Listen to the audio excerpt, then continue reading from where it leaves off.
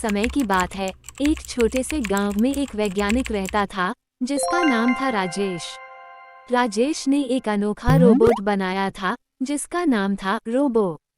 Robo में हर काम की क्षमता थी। वह सफाई कर सकता था, खाना बना सकता था और सबसे खास बात, वह इंसानों की तरह सोच सकता था।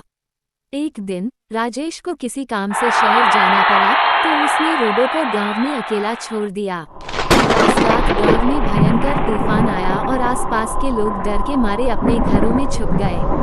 तभी गांव के पुराने महल से अजीब आवाजें आने लगीं। लोगों का मानना था कि वहां एक भूत रहता है जो हर अमावस्या की रात बाहर आता है। रोबो ने उन आवाजों की ओर ध्यान दिया और तुरंत महल की ओर चल पड़ा। जब वह महल पहुंचा, तो उसे वहां किसी का साया दिखाई दिया। अचानक एक धुंधले साए ने उसके सामने आकर कहा, तुम कौन है जो मेरी शांति भंग करने आया है? रोबो ने जवाब दिया, मैं रोबो हूँ और मैं यहाँ ये जानने आया हूँ कि तुम कौन हो। साए ने हंसते हुए कहा, मैं इस महल का भूत हूँ और मुझे यहाँ से कोई नहीं हटा सकता। रोबो ने भूत की मदद करने का फैसला किया। भूत ने उसे महल के तहखाने में एक पुरानी किताब ढूंढने को कहा जिसमें उसे मुक्त करने का मंत्र लिखा था।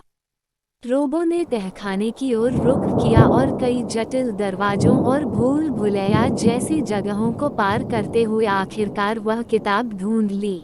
रोबो ने भूत को किताब दी और उसने उस मंत्र को पढ़ा। जैसे ही मंत्र पूरा हुआ, भूत का साया हल्का होने लगा और उसने मुस्कुराते हुए कहा, धन्यवाद रोबो, अब मैं इस कैद से मुक्त हूँ।